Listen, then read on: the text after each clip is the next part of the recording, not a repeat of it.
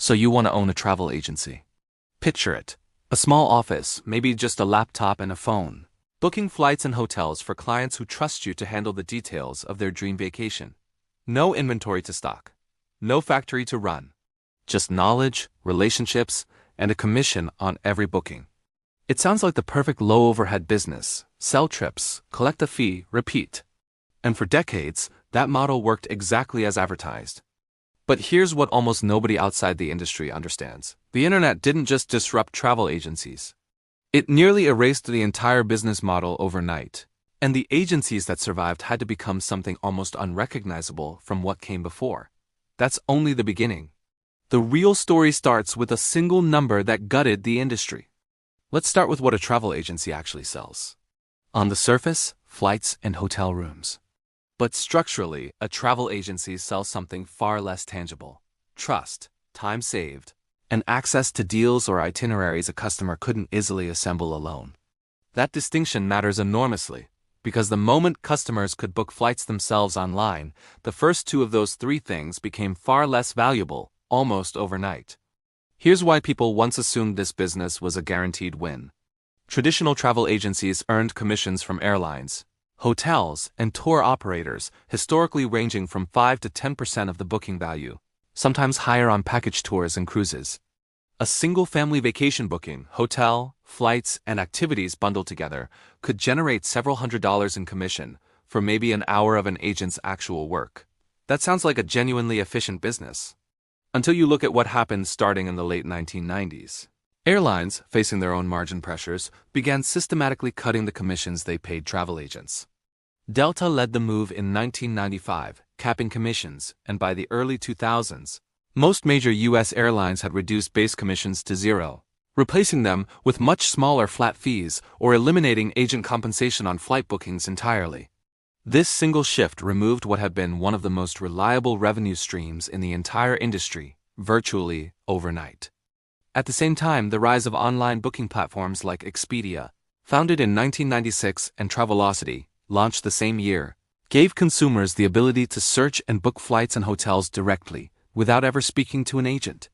The U.S. Bureau of Labor Statistics has tracked a dramatic long-term decline in travel agent employment, with the number of agents in the United States falling by roughly half between the late 1990s and the 2010s, one of the steepest declines recorded in any profession during that period. So if commissions collapsed and consumers could book everything themselves, how does anyone still make money running a travel agency today? The answer lies in an almost complete reinvention of what the business actually offers.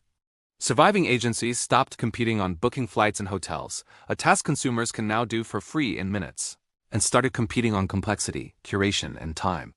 This is where service fees became essential rather than optional.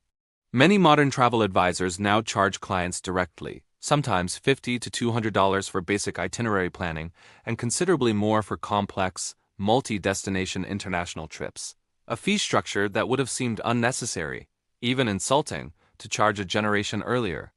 This is also where luxury and specialization became survival strategies rather than niche choices.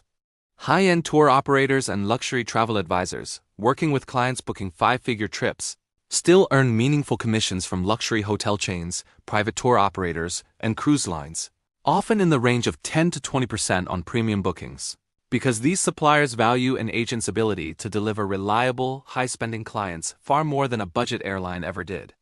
But here's where almost everyone underestimates just how much harder this business became to run profitably.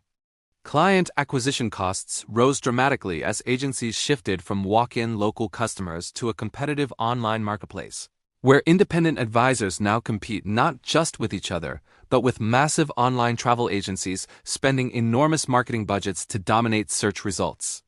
Expedia Group and Booking Holdings, the two largest online travel companies, have each reported annual marketing expenditures in the billions of dollars, a scale no independent local agency could ever hope to match through advertising alone. This is why so many surviving agents shifted toward a host agency model, joining larger networks like Travel Leaders Group or Signature Travel Network, which provide access to negotiated supplier commissions, marketing support, and errors and omissions insurance in exchange for a share of the agent's commission, typically 20 to 30%. It's a trade-off, less independence and lower margins per booking, in exchange for the survival infrastructure a solo agent simply cannot build alone. And then there's a risk almost nobody accounts for when picturing this business: external shocks completely outside the agency's control.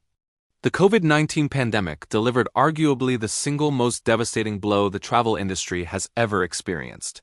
Global air travel demand collapsed by more than 60% in 2020 according to International Air Transport Association data, and travel agencies, dependent entirely on trips people weren't taking, saw revenue evaporate almost overnight. Many agencies that had survived the internet's disruption in the 2000s did not survive 2020, with thousands of independent operators closing permanently within the first year of the pandemic. This is where the fragility of the model becomes visible in real financial terms. Unlike a restaurant that can pivot to takeout or a retailer that can shift to e-commerce, a travel agency's entire product depends on people being willing and able to physically go somewhere, a demand that can be switched off entirely by a single global event, with zero notice and no fallback revenue stream. So why has this industry not disappeared entirely despite decades of disruption? Because for a specific and growing segment of travelers, human expertise has become more valuable, not less. Precisely because information online has become overwhelming rather than helpful. Booking a simple domestic flight requires no agent. But planning a multi-country honeymoon, a complex family reunion trip across time zones, or a first-time luxury safari involves currency logistics, visa requirements, and supplier relationships that a search engine simply can't replicate. This is the exact market where modern travel advisors have rebuilt their relevance, and it's reflected in the data. The American Society of Travel Advisors has reported steady growth in demand for luxury and complex itinerary planning, even as basic leisure bookings continued shifting online. Corporate travel management represents another segment where agencies have retained genuine staying power. Business travel involves policy compliance, expense tracking, and negotiated corporate rates that individual employees booking on their own would struggle to navigate consistently, which is why companies like American Express Global Business Travel have built a multi-billion-dollar business specifically serving corporate clients rather than individual leisure travelers.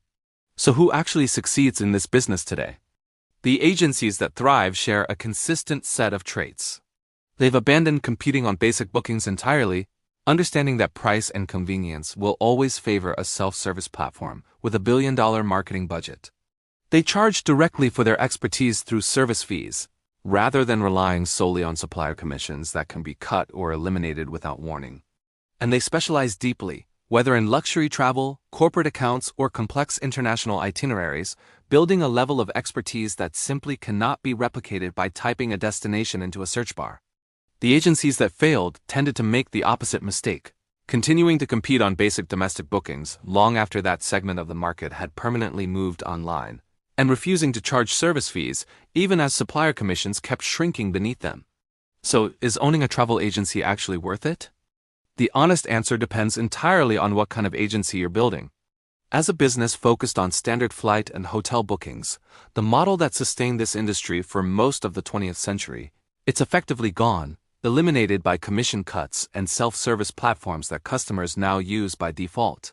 But as a specialized advisory business, one that sells expertise, access, and time saved to travelers whose trips are too complex to plan alone, it remains a viable, sometimes genuinely lucrative business, provided its owner understands exactly what they're actually selling. The next time you book a flight in 30 seconds on your phone, remember what that convenience quietly destroyed. And the next time someone hires a travel advisor for a trip too complicated to plan alone, remember what's left standing after that destruction. Not a booking service, but trust, sold at a price people are once again willing to pay.